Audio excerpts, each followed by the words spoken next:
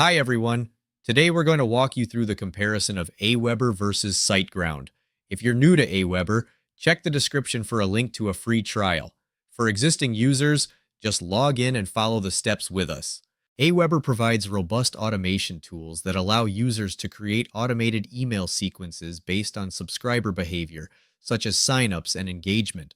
The platform offers a wide variety of customizable, mobile responsive email templates to help users easily create visually appealing emails. Users can segment their audience and manage subscribers with detailed insights into engagement and demographics. AWeber includes comprehensive reporting tools to track key metrics like open rates, click rates, and conversions. On the other hand, SiteGround offers various hosting plans, including shared, cloud, and dedicated hosting options. It is known for its high uptime rates and fast loading times, thanks to its use of SSD storage and CDN integration. SiteGround provides robust security features, including daily backups, free SSL certificates, and managed WordPress updates.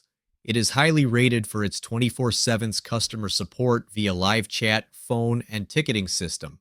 Additionally, it offers easy WordPress integration with one-click installations and optimizations for WordPress sites.